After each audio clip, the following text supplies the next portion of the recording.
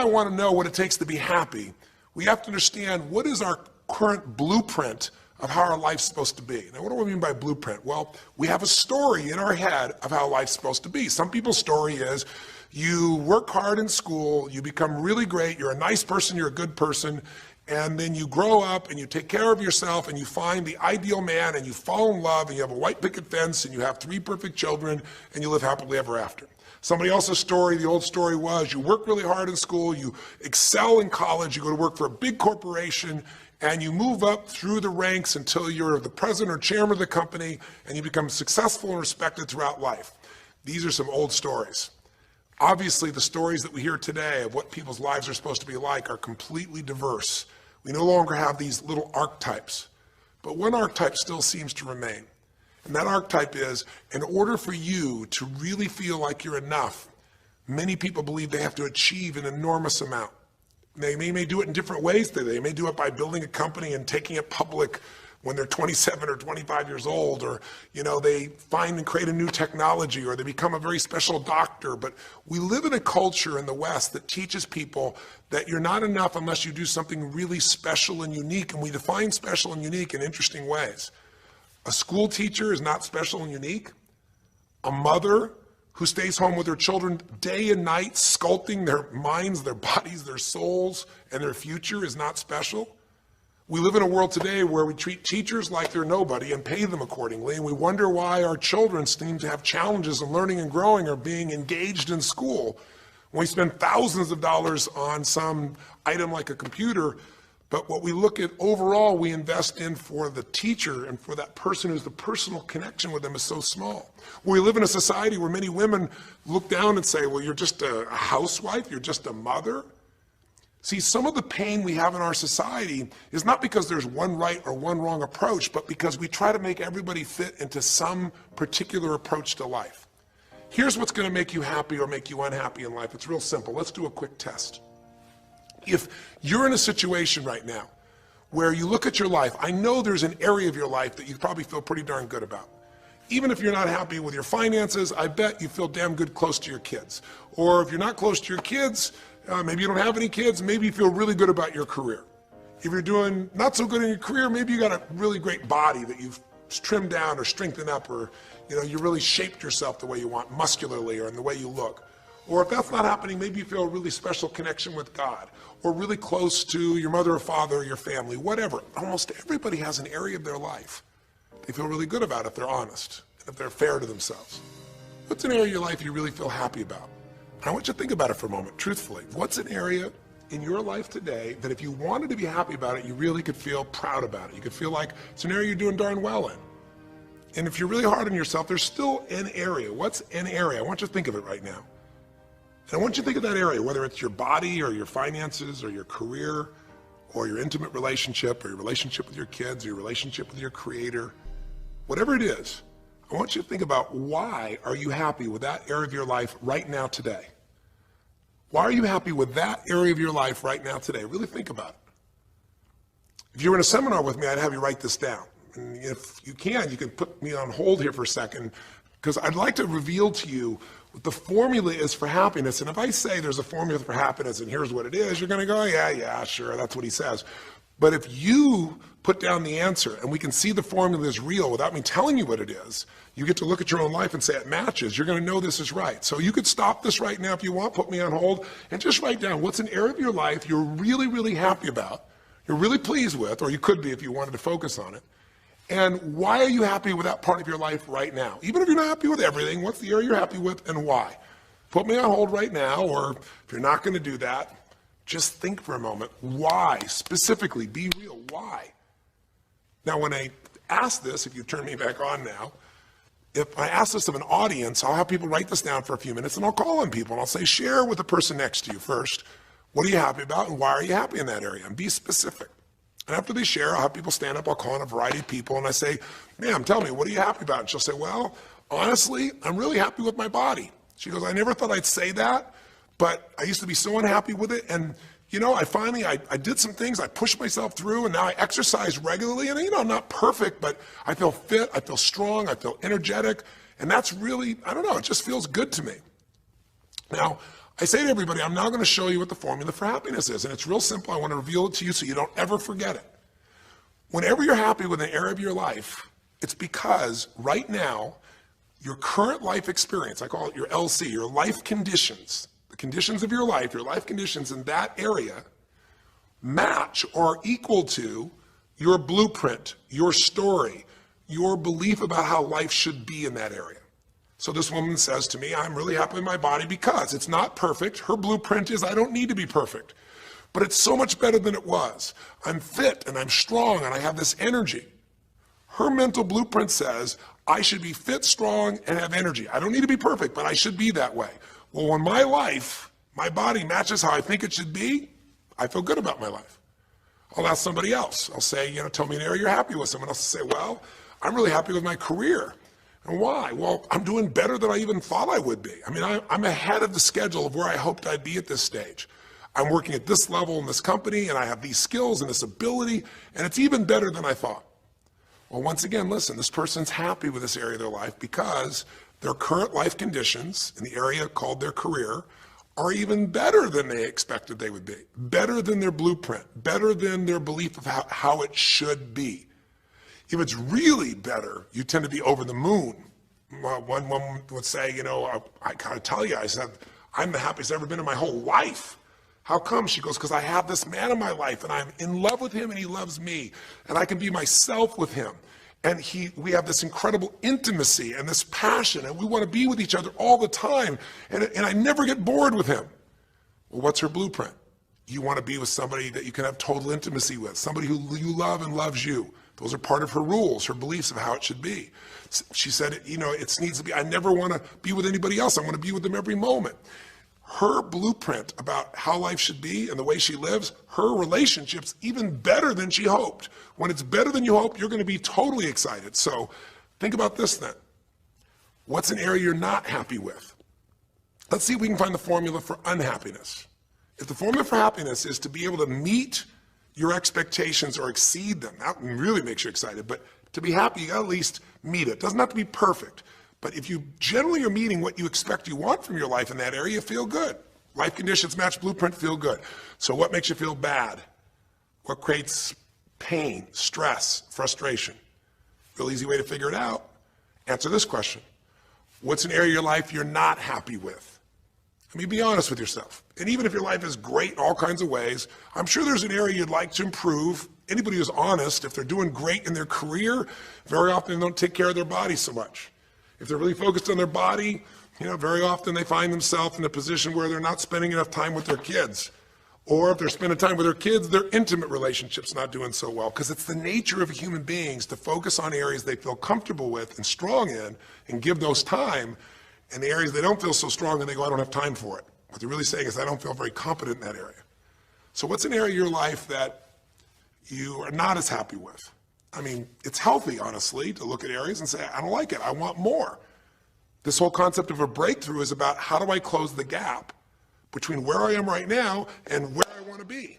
That's what we're here to do. It's like, here's where I want to be, here's where I am. It's healthy to see there's a gap. That makes me have this hunger, this drive to grow, to feel alive, to expand as a human being. So what's an area you're not pleased with? Is it your body? Is it your finances? Is it your career? Is it your spiritual life or lack thereof in terms of feeling connected in that area? Is it your kids? Right? What's the area? What's the area that's not where you want it to be? And then answer for a moment, why aren't you happy with that area of your life right now? Why specifically today are you not happy with that area of your life at this stage of your time of your life? Again, you can stop this and write it down. Might be useful for you. Or if you're going to keep it running, you can stop it and you'll turn it right back on and I'll kick into it. Do that now. Or if you kept it running, then I'll give you what happens. I have people write this down and they don't like this exercise so much. Well, I don't like my body, or I don't like my finances, I don't like my career, I don't like the person I'm in a relationship with, I don't like myself the way I'm in relationships. Why? And they write it all down. Have people share back and forth. I call on people, and the lesson's pretty clear. I tell people in advance, here's the formula for unhappiness. I'll show you before you do anything else. When your life conditions, the way you're living your life today, does not match, it doesn't equal your blueprint, your story of how it's supposed to be, then you're gonna have disappointment, frustration, or pain. If your life is way different than the way you think it's supposed to be, you can have enormous pain. If it's a little different, you might feel stressed. Make sense? So people stand up and they say, tell me, what's the area you're not happy with? And the person says, well, I'm really not happy with my finances. And I go, why? And they say, because I'm doing worse now than I was 5 years ago. I made mistakes in the market, and at this stage of my life, I should have this much money, and I don't have it, and I don't know how to change it, and it's making me crazy. And why are they crazy? You say, well, because they don't have their economic needs met. No, you can not have your economic needs met, and you can still be okay, but when you have an idea, this is what my need is, and I did the wrong thing, my life doesn't match how I'm supposed to be, that's when people get a little crazy. See, think about it.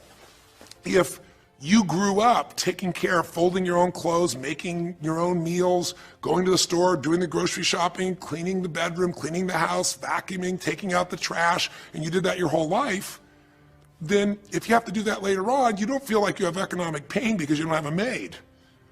But if you grew up in an environment where everything was done for you, you never have to work, and now suddenly you have to work incredibly hard to just pay enough money to pay your bills, and all of a sudden food is building up and the house is dirty and your clothes aren't folded and nothing matches, you might find yourself really angry and frustrated because you have a different story about how life's supposed to be than how it is.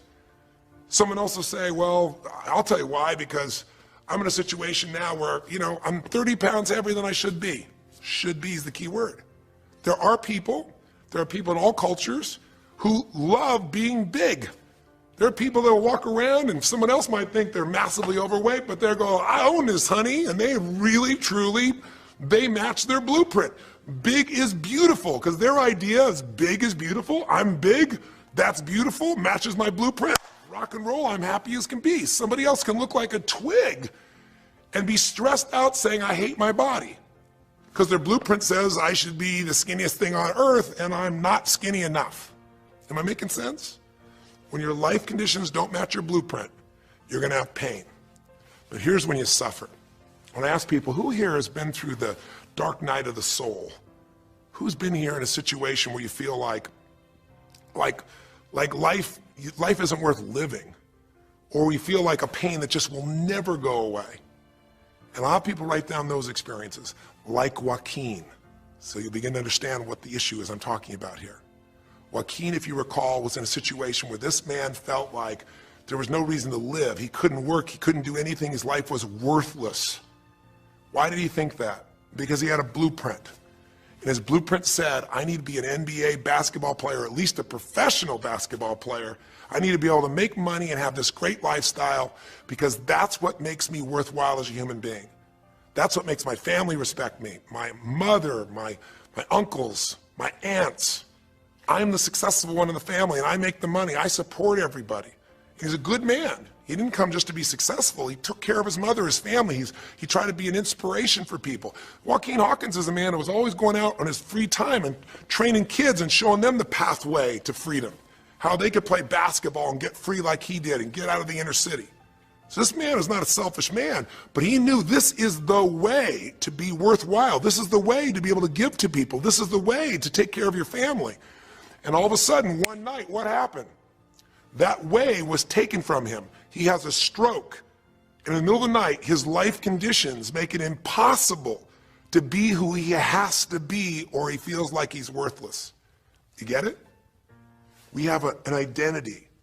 We have a story of how we're supposed to be. And if life somehow gets in the way of that story, we feel pain. But if we feel we have no control, that's when we go into suffering. See, it's one thing to say my life doesn't match my blueprint, I gotta lose weight. That might stress you out. Or my life doesn't match my blueprint, I'm not in a relationship, I gotta get in one. That might motivate you even. You might not like it, but you're gonna find a way to get in one. Or my career doesn't match how I should be, you could change it. But when you start believing that your life doesn't match your blueprint and you have no control to change it, you're helpless, that's when people suffer. And so this week, for your breakthrough, it's a chance for you to start to take a look at your blueprint anywhere you're really having pain. Hey, look, if you're doing great in some area of your life, celebrate it, of course, and I'm sure there are many areas you are. But life is really a series of growth spurts. I mean, two things in life make you feel alive: growing and giving. And what's really wonderful about this man, Joaquin, is he was constantly growing, trying to get better, trying to be a better teammate, a better basketball player. Think about it. When he didn't make the teams and he didn't make the NBA, he didn't give up. He worked even harder. The guy was always striving to become something. And he became it, and he achieved it, and then life took it from him. Isn't that the common denominator with so many of the people in the stories of this 6-part series that you saw, these 6 specials? I mean, Frank and Kristen had a blueprint of what life was supposed to be about. We're supposed to get married and have children, and we're going to have our own business. And all of a sudden, life doesn't match the blueprint. And suddenly, there's depression. Because in their case, they said there's nothing we could do. But they were wrong. They were wrong because they discovered, and Frank discovered, I can make a difference in my wife. The chair, even though I didn't create this and didn't ask for it, this chair does not define me. I can become more than I was before. I can have the impact with my wife. I can have children. We had to change his blueprint because we couldn't change all the conditions of his life. Does that make sense? I couldn't get him to physically walk again. Maybe someday he will, but we can't count on that. What we got to count on is that he can be fulfilled by seeing he isn't helpless. And I did that through a series of experiences that violated what he thought he couldn't do.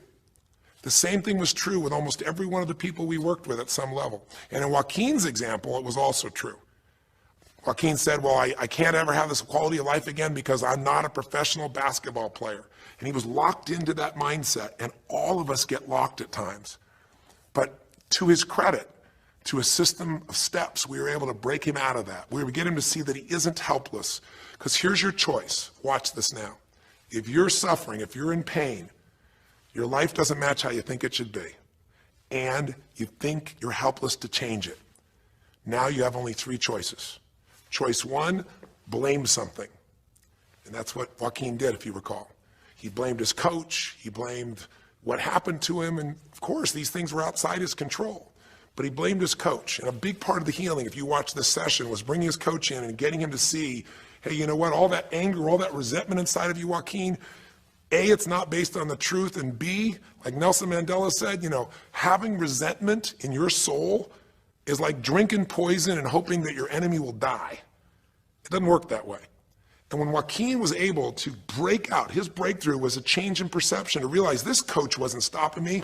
I just felt like I lost everything, and so I don't know how to change it, so I'm looking for something to be mad about, someone to blame, so I don't have to blame myself, or I don't have to feel so helpless. Because when you're angry, you don't feel so helpless. You feel strong for the moment, even though it's a fake strength. When he was able to make that breakthrough, he could stop blaming, because these are your 3 choices. When life doesn't match how you think it should be, blame something. An event, someone else, or yourself. As we talked about earlier in the series, blame games just destroy you. There's no progress when you blame. For the moment, you feel okay, but nothing changes. What are your real choices? You only have 2 choices in life. If life doesn't match your blueprint, you either have to change your life. That is, you got to say, you know what, my body isn't there, I'm going to go work out. My relationship isn't there, I'm going to change it. You know, I'm not making what I got to make. I'm going to retool. I'm going to get a new skill. I'm going to go back to school. I'm going to start a business. I'm going to do something.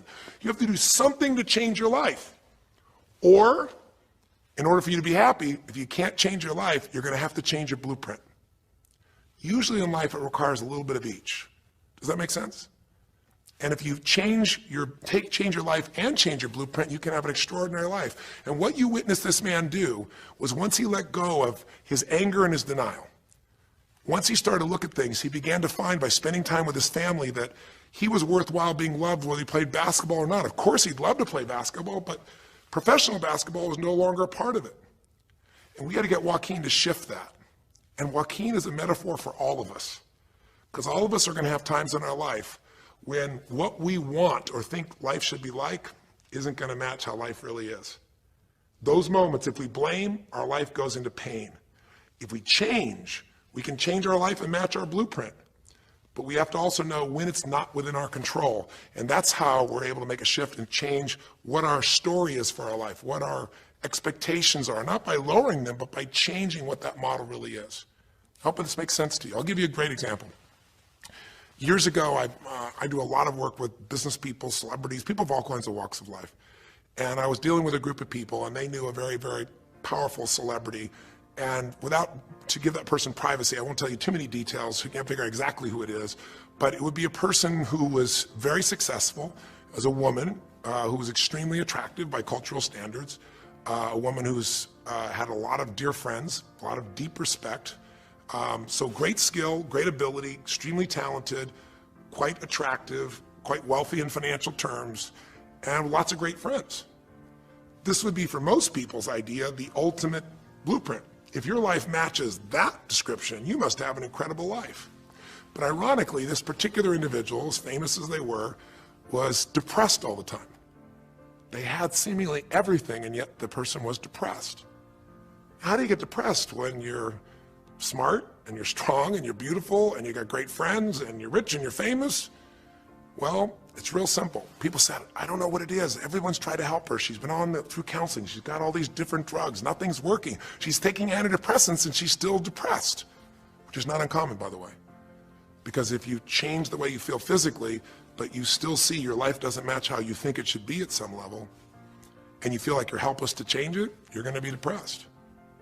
So I said, bring her to me. I said, I can help her. I know that sounds like hyperbole, but I absolutely can help her. Well, how do you know that, Tony? Because I already know what the problem is. I know if someone's depressed, it's because they feel helpless because their life doesn't match how they think it should be. I just don't know what her blueprint is, but we'll find out what it is, and we'll either help her change her life or we'll help her change her blueprint, or both. Long story short, and very quickly, I'll tell you the core of it.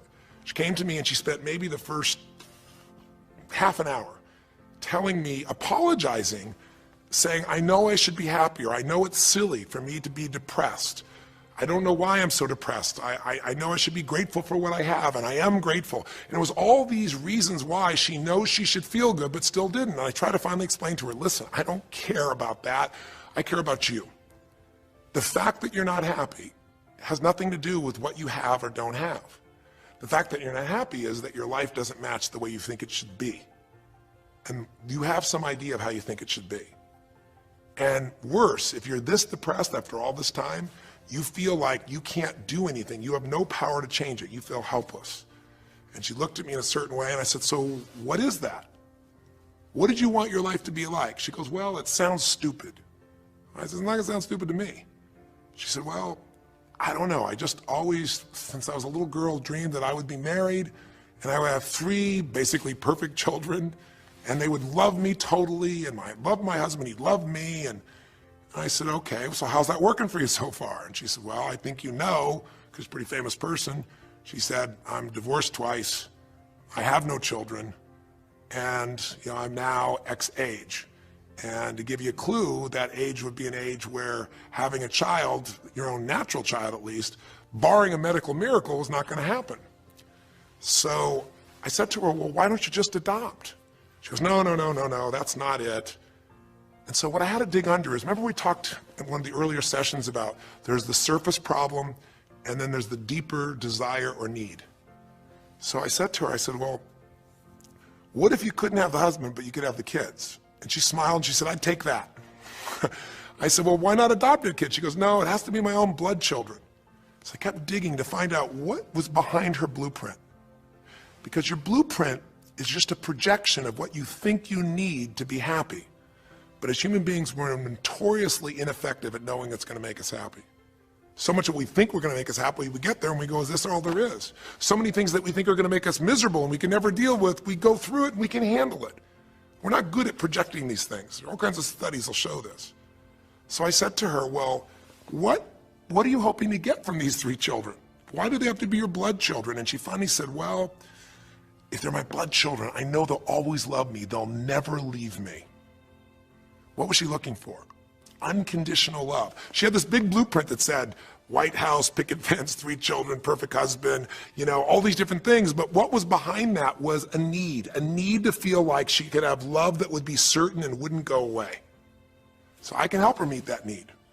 So I said to her, I said, well, maybe one reason you don't have a husband is because every time you look at one, you're trying to figure out if he's going to get you those 3 kids in time and how that's going to happen. And maybe he feels a little stressed when you're looking at him this way because he can feel what's going on behind your bed, even if he doesn't know what the words are. And she started to laugh. She goes, I guess I've probably been that way a good portion of my life. And she goes, people wonder, why I'm so uptight. I said, you're uptight because you felt like you're running out of time trying to meet some picture. But I said, all you really want is love. I said, don't you have a lot of love in your life? Tell me about your friends. And gradually, I got her to start seeing this love that she was trying to get was already here. It didn't match the picture. Maybe we could paint a new picture of what life could really be like and make sure that picture met her deepest needs. That's basically what we did with Joaquin. Joaquin wanted to be a professional basketball player because he loved basketball, yes, but also because he wanted to be that man who was a leader. He wanted to be the man who was the good man. He wanted to be the one who brought energy to people. He wanted to be the man people would look up to. He wanted to be the man who could take care of his family in style, all of his family, not just his daughters and his wife, but other people as well. Underneath it all, he wanted to know that he mattered. And through the process that you saw in this show, he began to find out that he didn't need to be angry at the world, that yes, his blueprint was taken from him, but his soul and his ability to be a special human being that could touch other people was not taken from him. That maybe his real gift was his ability to inspire young kids, his ability to get himself to do whatever it took. How did he become a professional basketball player? Unbelievable discipline, unbelievable drive. He started bringing that to picking up trash, and the game started to change. He started to have fun there. He could come home and take care of his kids and pay his bills. That doesn't solve everything, but it gives him a way to suddenly regain himself. When he sat around with all of his family, and you saw part of those scenes, and if you watch little areas of browsing this week, you'll see some more scenes from his family where you see him begin to realize they love me whether I'm rich or poor. They love me whether I'm a professional basketball player or not. They love me. That's what he was really after. And when he got that, it allowed him to let go and say, I can do other things. That doesn't mean he won't have challenges. We're all going to have challenges in our life. It doesn't mean that at times he won't wish he's doing more, but he's no longer stuck. He's broken through because he now knows I have control. I can change my life or I can change my blueprint. And when I do, I can fulfill it. I can start to feel that aliveness. Now here's the trap. What do you think happens once you fulfill your blueprint regularly? Once you figure out how to do what you always dreamed of? You always dreamed to live a certain way, and now you're living that way every day. Well, the human nervous system, the human spirit needs to grow. So pretty soon you'll get bored with that, and you'll come up with a new blueprint. That's part of life that's exciting. See, if you and I from this day forward are going to be happy, just remember what we've said. It takes two things: grow and give.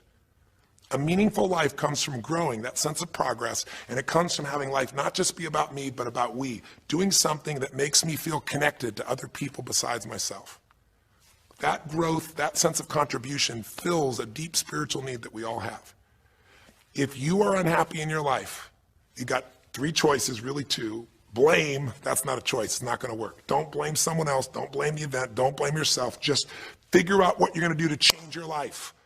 That's my specialty. If you like my coaching or my team's coaching, come visit with us. Come to an event. Come get a coach. Come through a program, and we'll guide you through it more than just a few minutes like this, and we'll do it directly, an environment that'll shift you.